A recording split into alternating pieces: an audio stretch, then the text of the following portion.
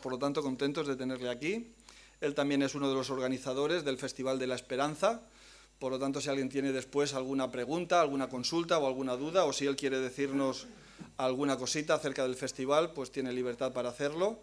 Y bien, pues sube para aquí, Jaume. Estás en tu casa, ya lo sabes, y esperamos que el Señor te bendiga, te ayude y que todo lo que tiene que decirte pues sea de mucha bendición para todos. Amén. Pues la verdad que sí, que es un placer estar con vosotros, porque no es ni la primera, ni la segunda, ni la tercera, que podemos compartir este culto al Señor. Solo comentaros novedades, porque sé que estáis bastante al día de lo que es la Alianza. 138 años vamos a cumplir este año aquí en España, trabajando para visibilizar la unidad del pueblo de Dios y para con esa unidad que la gente conozca que el Padre envió al Hijo, porque el propósito de la unidad cristiana nos dice en Juan capítulo 17 es que el Padre sepa, que la gente sepa que el Padre envió al Hijo. Esta es la razón. Por eso el lema de la Alianza es juntos para transformar el mundo, porque cuando la gente conoce que el Padre envió al Hijo, el mundo es transformado. Así como novedades, cosas que estamos planeando en estos días para que estéis un poco de lo que se está cociendo. Tenemos una nueva asamblea que se llama ahora IDEA 2015 y la nueva asamblea va a ser en Valencia del 20 al 22 del mes próximo, en febrero, y es una asamblea totalmente distinta en donde lo que hay es mucho intercambio de ideas. Ya no es solo presentar lo que ha hecho la Alianza, eso ocupa una parte muy pequeña, pero hay mucho espacio de reflexión y de intercambio de ideas. Este año el tema central va a ser la unidad, va a ser la identidad evangélica. ¿Qué es esto de ser cristiano evangélico? ¿Cuáles son las bases fundamentales que constituyen esa identidad? Y cómo esa identidad luego se refleja con la gente en la que nosotros nos relacionamos. Tenemos que relacionarnos con la sociedad, con instituciones religiosas, con gobiernos, pero tiene que ser sobre la base de lo que nosotros somos, sobre tener una clara idea de lo que es la identidad. Vamos a hablar de eso, Y hay toda una serie de espacios de discusión, de diálogo, que nos van a permitir pues, tener una idea más clara para esa relación. Durante este año queremos sacar, algunos de vosotros estuvisteis participando como 7 u 8 años atrás en un proyecto que se llamó Imagina. Pues bien, estamos trabajando un grupo de personas para sacar el segundo Imagina. Imagina es todo un proyecto para que imaginemos cómo debería ser la iglesia que va a estar impactando la sociedad en el futuro. Y se ha formado un grupo de gente con personas como Samuel Escobar, como Miguel Juez, como Jaime Memory del Redcliffe College, como Félix Ortiz, como Alex San Pedro, o sea que hay de todas las edades pensando cómo tiene que ser la iglesia en el futuro, ¿no?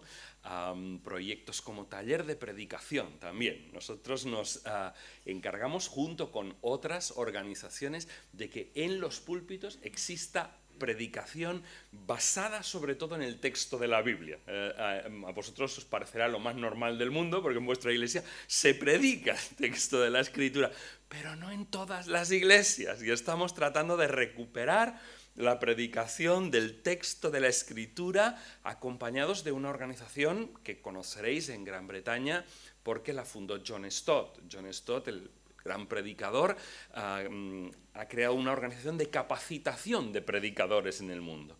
Y entonces, pues en España, gente que predica ya, y predica muy bien. Tenemos ahí gente como Timoteo Blasco, como Francisco Mira o Andrés Reed, o gente así que están capacitándose en este sistema de predicación de las Escrituras, ¿no? Muchas cosas, os contaría, la pasión es contaros, pero me voy a frenar aquí. Entonces, esos son proyectos que tenemos en nuestras manos. Este año va a salir un proyecto en contra de la corrupción también. Es un proyecto muy interesante, porque los evangélicos vamos a crear juntos un proyecto anticorrupción. Pero vamos a cambiar el sistema de hacer proyectos anticorrupción. ¿Cómo es el típico proyecto anticorrupción? El típico proyecto es: los otros son unos corruptos y nosotros les acusamos desde aquí con el dedo. Vamos a cambiarlo totalmente, porque la Escritura dice que no hay justo ni aun uno, y que nosotros somos parte del problema de la corrupción. Y lo que vamos a hacer es una campaña sobre nosotros, sobre los evangélicos, diciendo, mire, nosotros como evangélicos no vamos a poner el dedo en el ojo de nadie. Nosotros vamos a tratar de ser gente de buenas nuevas. Y vamos a hacer una campaña en la que vamos a asumir 10 compromisos y todo el que quiera podrá asumir los 10 compromisos. Yo no voy a pedir ni un solo servicio sin factura. Yo no voy a bajarme cosas de internet de los cuales yo no sea el propietario intelectual de ello. Yo no voy a tener programas ilegales en mis ordenadores. Y una serie de compromisos muy claros, tratando de ser sal y luz en este mundo, ser gente decente. Y ese va a ser nuestro compromiso, es nuestra campaña para este año en contra de la corrupción. Bueno, hay muchas cosas más, pero ya ahora sí no os cuento más, sino que os cuento la historia, os animo a haceros miembros de la Alianza. Si alguno de vosotros tuviera la terrible desgracia de no ser miembro de la Alianza, lo puede reparar hoy, porque me puede dar el nombre, tengo aquí unas tarjetitas, y os hacéis miembros de la Alianza y nos apoyáis a seguir 138 años más, ¿verdad? Bien, ya no, ahora sí. Vamos a ir al texto de Ruth, cual Pedro nos leyó esta mañana. Y quiero pasar por el texto de Ruth para llegar al que hemos leído en el capítulo 4. Quiero sugeriros que la lección principal de la vida de estas mujeres que aparecen aquí en el libro de Ruth es que la vida del justo no es una autopista. La vida del justo no es una autopista que lleva a la gloria, pero la verdad es que lleva a la gloria. Lo que pasa es que lleva a la gloria en muchas ocasiones pasando como por una carretera de montaña. Y en las carreteras de montaña uno ve poco. Y en las carreteras de montaña uno apenas puede ver la siguiente curva. Y la siguiente curva está cerca y no ve todo el trayecto completo. Y la cosa se pone complicada y la cosa se pone difícil. Y uno no puede correr y uno tiene que andar con mucho cuidado porque las carreteras son difíciles de conducir.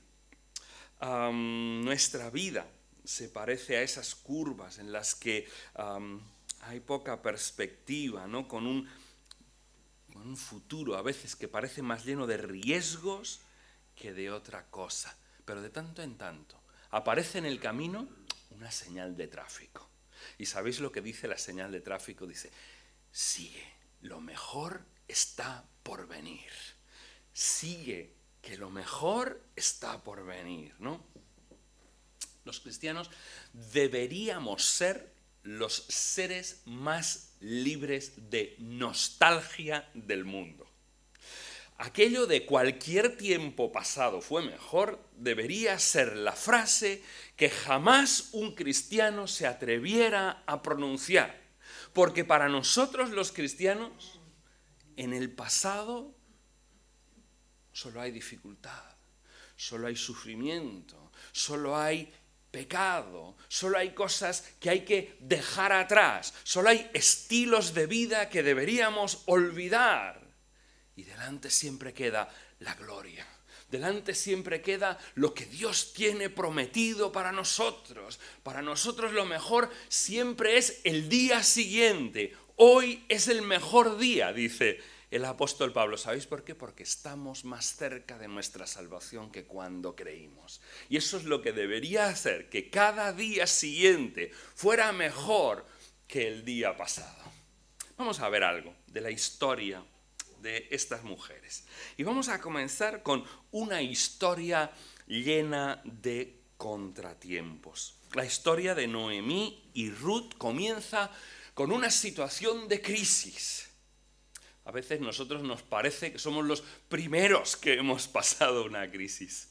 Pero queridos, solo por repasar la historia de Europa en los 2 últimos milenios ha sido una historia de crisis profundas. Nosotros dicen que somos la primera generación de la historia de este país y de este continente que no hemos tenido que tomar las armas para defender las puertas de nuestras casas, porque todas las generaciones de todos los países hasta hoy habían tenido que defender su casa con las armas. Por lo tanto, esto de las crisis, esto de los conflictos, esto de los problemas, no es una novedad. El otro día estaba en una conferencia fuera de España y nos ponían el mapa de Europa en 2 minutos y nos describían los últimos 1000 años en cuanto a cambios de fronteras. Las fronteras de Europa no han parado de cambiar en los últimos 1000 años, pero a unas velocidades increíbles. Nosotros vivimos en una situación de crisis como todos los creyentes a lo largo de la historia han estado viviendo situaciones de crisis. Esta mujer tuvo que emigrar porque no tenía qué comer en su casa. Su marido, Elimelec, tuvo que coger a Noemí, a sus 2 hijos, e irse a otro lugar, irse a Moab. Y después de establecerse ahí, las cosas no mejoraron, sino que las cosas fueron de mal en peor. Primero murió Elimelec, se casaron sus 2 hijos y se casaron con 2 mujeres que no eran israelitas, que no pertenecían al pacto de Dios. Y luego, después de eso, esas mujeres que con sus hijos no habían tenido hijos, sino ellos también murieron y quedaron 3 mujeres solas, 3 mujeres viudas. Y eso es lo que destaca el inicio de este libro. Si pudiéramos leerlo en el original, veríamos que tanto en el versículo 3 como en el versículo 5 de este capítulo, el énfasis es la soledad y el desamparo. En el versículo 3 dice literalmente, y ella se quedó sola con sus 2 hijos. En el versículo 5, y Noemí se quedó desamparada de su marido y de sus 2 hijos. Pérdidas, pérdidas, pérdidas, ¿no? Qué situación de desamparo, qué situación de soledad, qué situación de frustración delante de las expectativas de la vida. Nada se ha cumplido. ¿Sabes cuando tu vida la miras para atrás y dices, todo lo malo que me podía pasar me ha pasado y nada de lo bueno que me podía pasar me ha sucedido? Ninguno de los sueños que yo tenía en juventud se han cumplido. Nosotros leemos letras, miramos páginas, pero estos son historias de gente que se quería, gente que tenía expectativas. Cuando una mujer se casa y tiene marido y tiene hijos, tiene sueños, tiene expectativas. Y esta mujer finalmente describe cuál es la historia y el resumen de su vida en el versículo 21. Llena me fui, pero vacía me ha hecho volver el Señor. Es la experiencia de las manos vacías. Dios a veces, queridos, consiente cosas en nuestras vidas que nosotros no podemos entender, que nosotros no tienen sentido para nosotros, que ni siquiera se corresponden con lo que nosotros pensamos que Dios es. Y Dios a veces nos deja con las manos vacías. No sé si te has sentido así alguna vez, si tú has pasado por esa experiencia, pero a lo largo de la vida, todos alguna vez vamos a quedar con la experiencia de las manos vacías.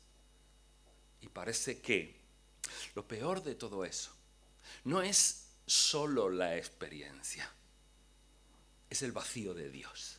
Porque todo lo que nosotros pensamos que Dios es, hay momentos en la vida que parece la vida negarlo.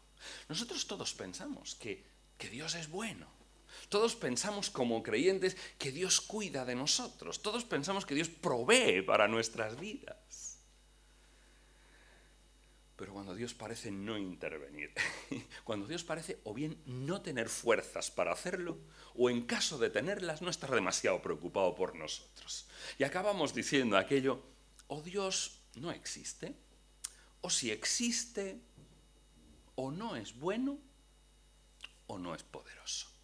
Porque aquí algo ha sucedido y Dios no ha cuidado de mí, efectivamente. Y las tragedias nos empujan a preguntar.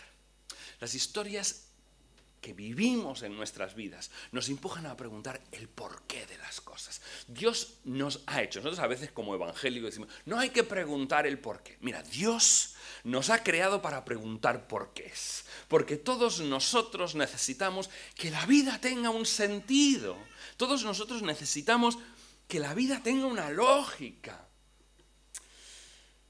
Y el problema es que muchas de las grandes cosas que nos suceden aquí en la tierra no tienen un porqué claro. ¿Habéis leído, verdad, el libro de Job alguna vez? Y después de toda la historia, después de toda la historia, Dios arregla las cosas y Dios, fantástico. Pero hay una cosa que Dios no hace nunca, que es responder el porqué. Y yo creo que Job se fue al otro barrio sin saber el porqué. Porque en último término la fe no es una conclusión a la que tú y yo llegamos. En último término la fe no es la respuesta a todas tus preguntas, sino es una decisión de confiar en alguien cuando tú no tienes el conjunto de las respuestas. La muerte de un familiar cercano.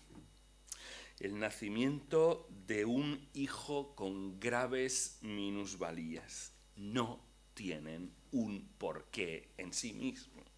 Yo te puedo dar razones teológicas, yo te puedo hablar de Génesis 3 y de los efectos totales del pecado sobre cada una de las áreas del ser humano.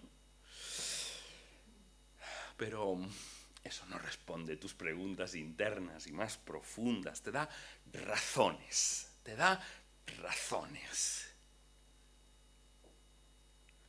Frecuentemente en ese proceso de introspección llegamos a pensar que hasta quizás nosotros tenemos parte de la culpa, ¿no? Que quizás nosotros hemos hecho algo que merece eso. Y esa es una parte más que de la tortura que se añade, ¿no? Y comienzas a buscar, y comienzas a racionalizar interiormente. Y yo hice esto, y yo hice aquello. Y acabamos teniendo un concepto de Dios como un Dios que premia y castiga aquí. Un Dios a veces como un poco caprichoso, que algunas cosas las pasa por encima. A veces tengo la sensación que es como los policías municipales de mi pueblo, que algunos coches no me los multan y el mío me lo multan siempre. O sea, es una experiencia dura esta de la introspección y el autoexamen. Llegamos a tener un concepto de hoy me he portado bien, Dios tiene que estar a mi favor, hoy me he portado mal, se me va a caer algo encima mientras vaya a casa. Y acabamos teniendo un Dios así como de corto plazo. ¿Sabéis como cuando eras pequeño y tu mamá te decía, esto te ha pasado, Dios te ha castigado, porque esto te ha pasado porque hiciste esto, hiciste aquello otro? ¿No podría ser que Noemí se preguntara si Dios la castigaba por dejar la tierra de la promesa? Porque ella se fue de Israel. ¿No podía ser que eso de irse a Moab, vosotros sabéis que los moabitas no podían ser parte del pueblo de Israel?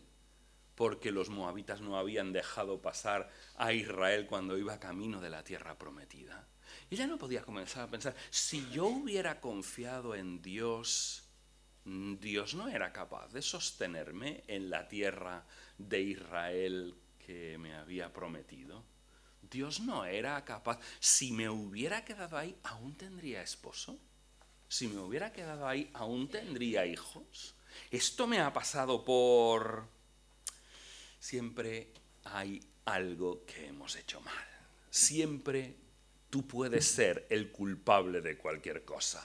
Si te lo vas a mirar, hasta puedes llegar a ser el culpable de la Guerra Civil Española o de la Segunda Guerra Mundial, porque siempre hiciste algo que merecería que algo te cayera encima. Pero ¿es Dios así? ¿Es ese realmente el Dios en el que creemos? Nosotros tenemos necesidad de encontrar un culpable. Tenemos necesidad de encontrar un chivo expiatorio. Y cuando no somos nosotros, a veces encontramos a otro culpable. Porque uno puede mirar para adentro, pero también puede levantar el puño para arriba, ¿no? y decirle a ese Dios. ¿Te has fijado el versículo 13 del capítulo 1? La mano del Señor se ha levantado contra mí. Ha sido Él el que me ha hecho daño. Versículo 20. El trato del Todopoderoso me ha llenado de amargura. Ha sido Él el que ha amargado mi vida. Versículo 21. Vacía me ha hecho volver el Señor. Ha sido Él el que me ha hecho daño, en último término. Él me perjudicó. Él me hirió.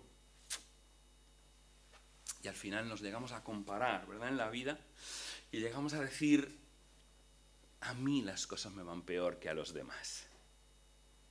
Dios me hiere a mí más que a todos los demás. ¿Habéis visto el principio del versículo 13? No, hijas mías, esto es más difícil para mí que para vosotras. Más difícil para mí que para vosotras. Oye, que nosotros somos viudas. Para mí más. Porque nosotros solo podemos sentir nuestro dolor. Y en último término, nuestro dolor es superlativo y no es comparable con el que sienten todos los demás. Porque lo sentimos nosotros, caramba. Y el del otro tú no lo sientes, solo sientes el tuyo. Y comenzamos a caminar un camino tremendamente peligroso.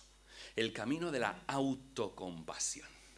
El camino en que tú te pones en el centro de toda la experiencia. Y todo se dimensiona en razón a ti. Y tú eres el centro del universo. Eso es lo que significa la palabra protagonista.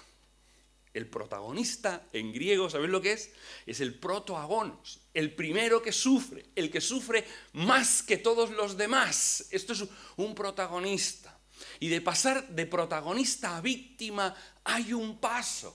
Y cuando nosotros dejamos de ser un ser ante Dios y Dios deja de ocupar el centro y yo ocupo el centro de la historia y toda la historia se dimensiona por lo que me ocurre a mí y mi experiencia se convierte en el todo y mi sufrimiento no me permite ver nada más de la historia. Estoy caminando el camino lento hacia la autocompasión. Versículo 20. No me llaméis Noemí, llamadme Mara, porque el trato del Todopoderoso me ha llenado de amargura. Ha cambiado su nombre. Noemí es belleza. Noemí significa amabilidad.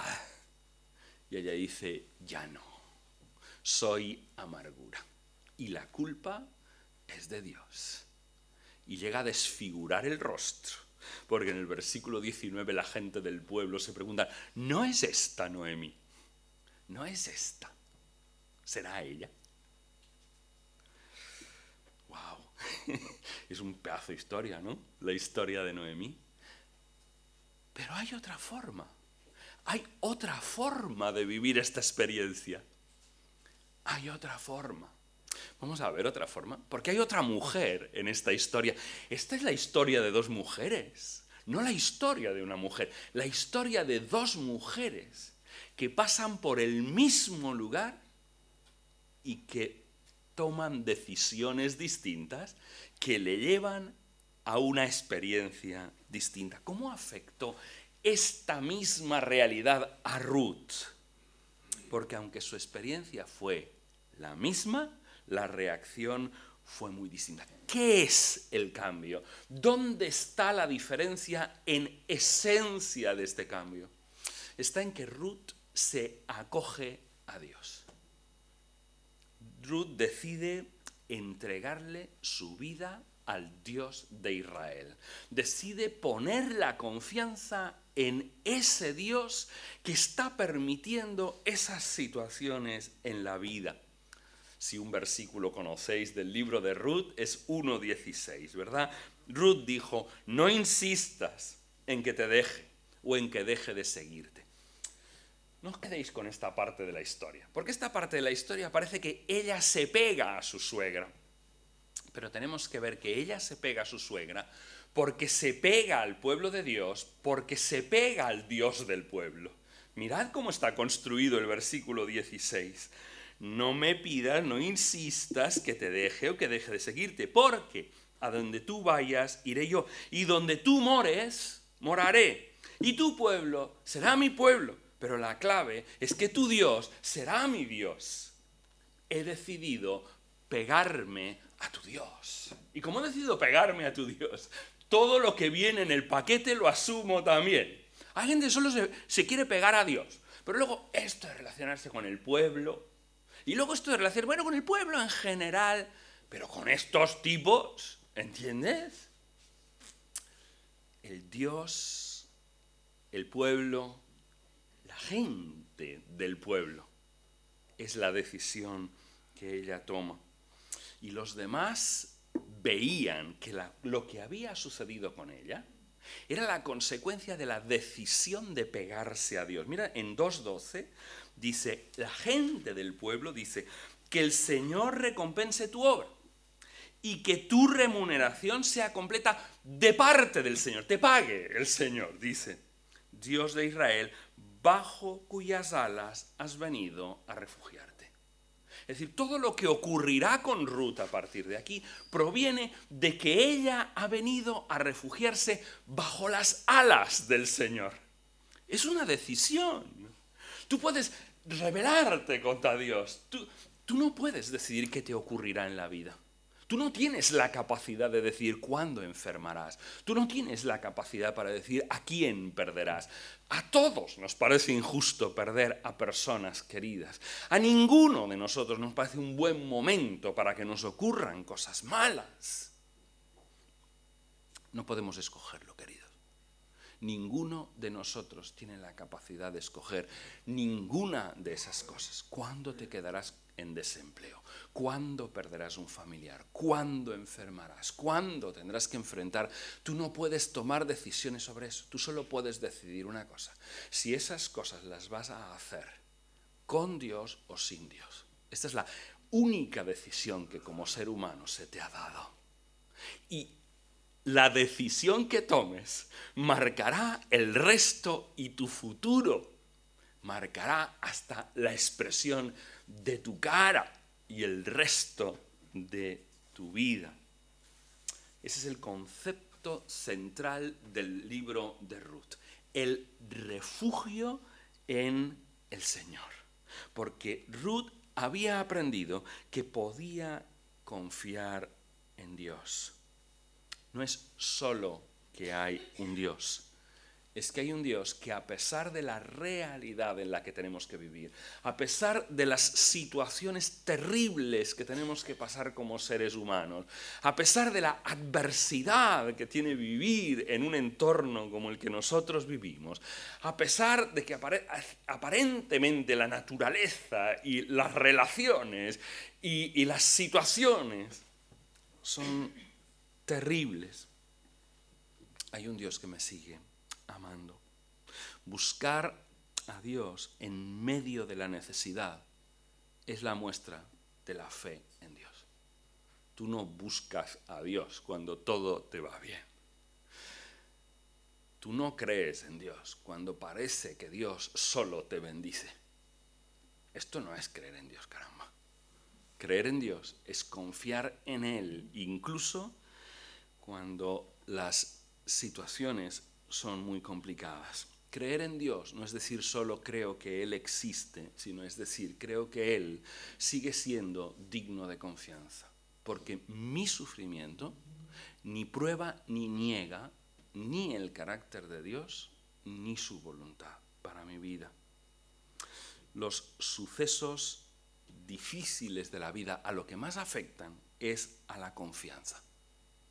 Solemos perder la confianza en otros, solemos perder la confianza en nosotros mismos, seguimos con perder la confianza en Dios. Las preguntas de nuestro corazón crecen y llegamos a formar una barrera entre nosotros y Dios. Refugiarse en el Señor muchas veces es una decisión casi inconsciente. Es una decisión casi inconsciente. No decides, sino casi decides resistir. Te lo digo así, a ver qué tal. Lo que suceda cuando estás dentro del túnel depende de la relación que tú tenías con Dios antes de meterte en él. Porque cuando estés ahí metido dentro, no tendrás tiempo de tomar ninguna decisión. Cuando estás metido dentro del torbellino, solo tienes posibilidad de una cosa, de agarrarte. Tienes de nada más. No hay oportunidad de tomar decisiones en mitad del jaleo. Pero lo que sucederá en medio depende de lo que tú creías de Dios y lo que tú pensabas que era Dios y de la calidad de tu relación antes de meterte en el jaleo. Por lo tanto, tú estás preparando hoy lo que sucederá el día que comience el gran jaleo de tu vida. Toma decisiones buenas. Conoce bien quién es Dios. Porque el problema muchas veces cuando estás allí es que trabajas con una serie de asunciones que no son verdad. Hay gente que trabaja con la asunción de que Dios ha prometido que Él no tendrá dificultades. Ha creado un Dios que es un Dios, no un Dios que provee, sino un Dios recurso, que Él puede tomar y utilizar. Y cuando ese Dios recurso no está, Él cree que, pero el problema es no haber construido suficientemente la relación con Dios anteriormente. Voy tirando para el final. Señales. Os decía que en medio del camino de curvas, Dios va dejando señales de su gracia. ¿Y cuáles son las señales de su gracia? Las que Noemí no podía ver en esa situación incluso. ¿Cuáles son las señales de la gracia que Dios le iba dejando? Diciendo, estoy aquí, estoy aquí, estoy aquí. ¿Sabes? Normalmente las señales de la gracia que Dios te envía es gente.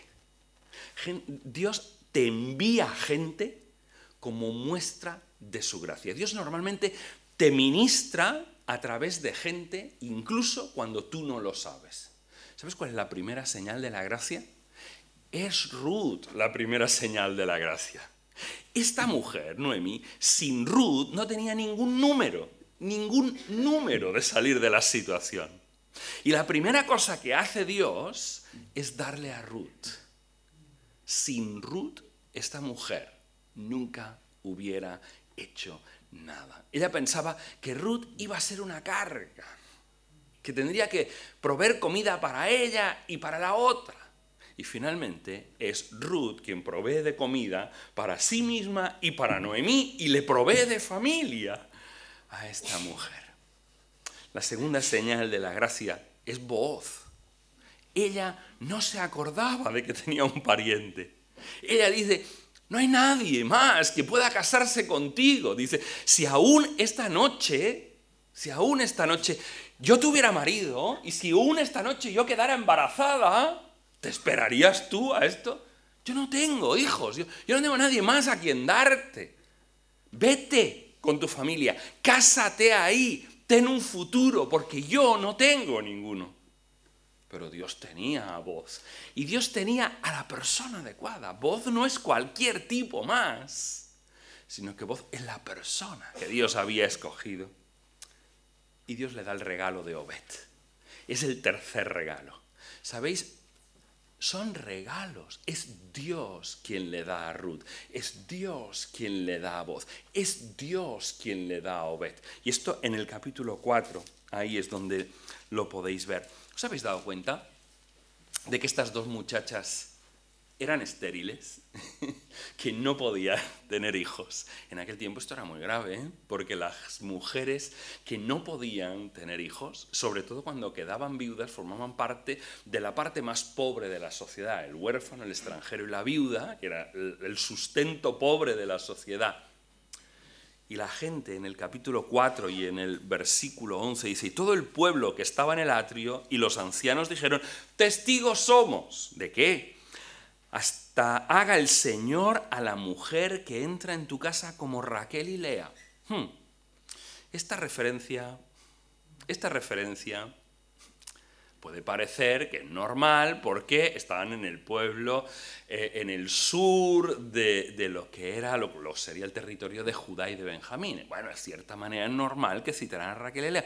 Yo quiero proponeros que hay algo más que citarlas, porque Raquel había sido una mujer que no podía tener hijos y que los tuvo por la gracia de Dios. Incluso en un momento determinado de su vida, Lea también fue una mujer estéril, hasta que Dios le dio de concebir.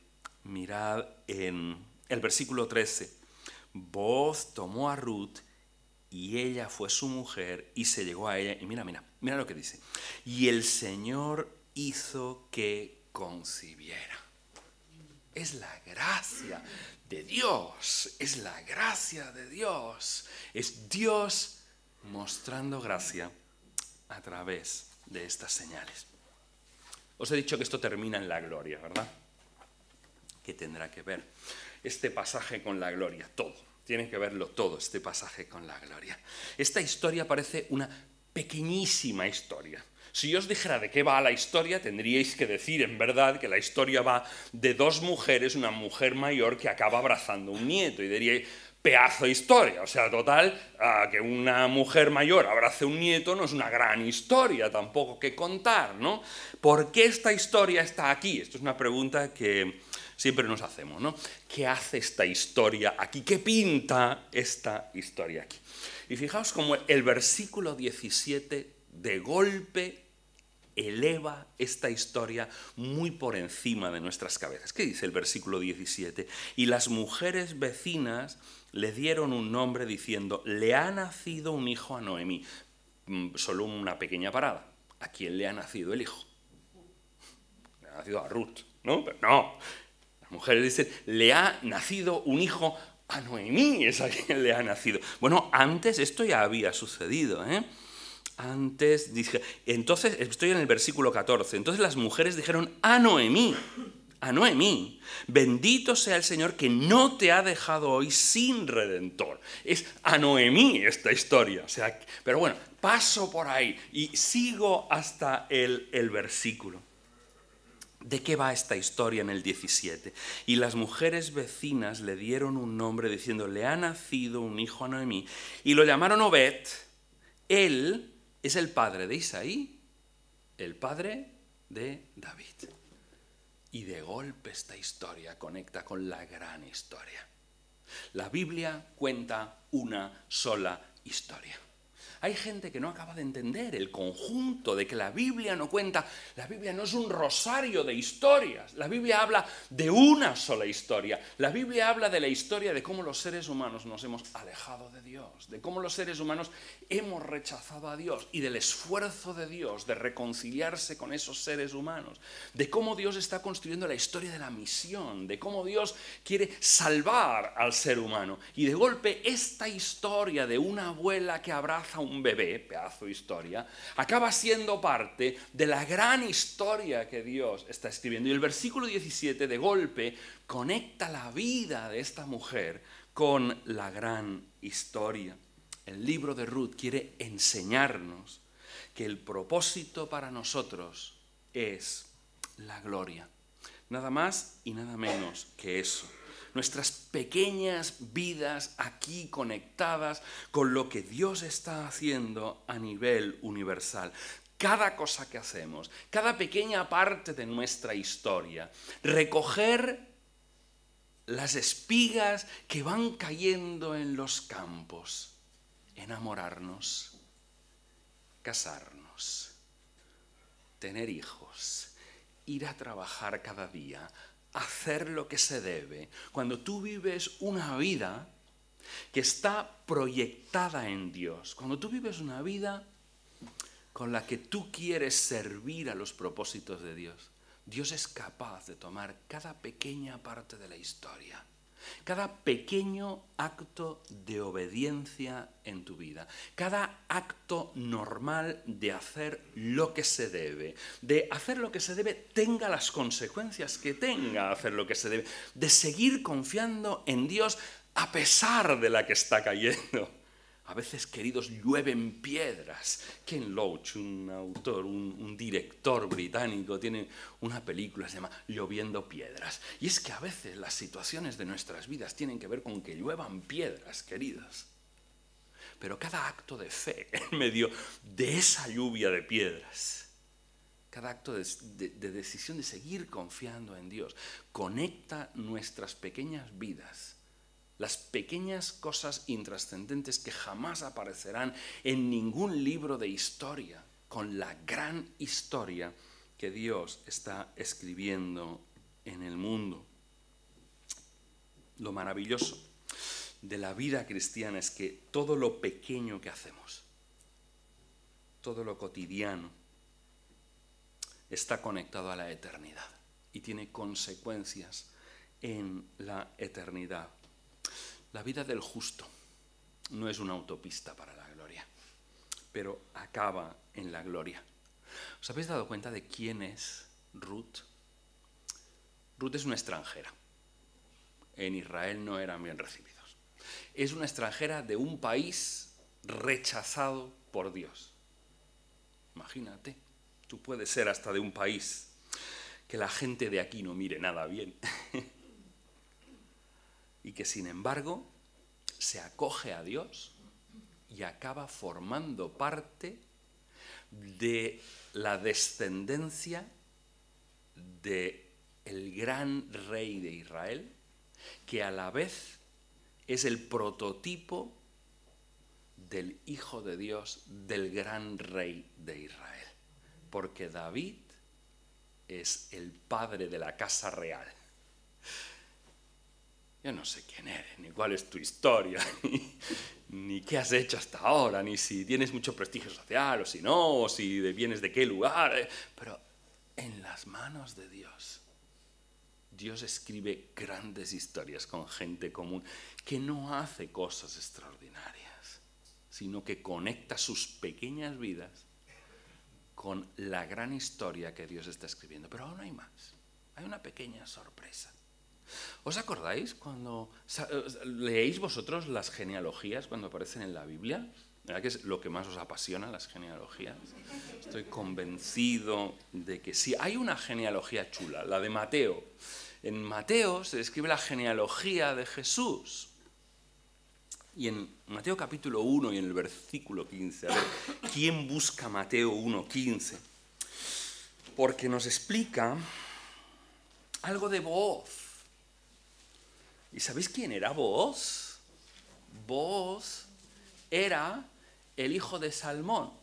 Bien, estupendo. Aparte del nombre de pez, ¿qué más sabemos de él? No, es que Salmón lo tuvo, ¿sabéis de quién? De Rahab. De Rahab. ¿Sabéis quién era Rahab? La prostituta. Sí, aquella mujer.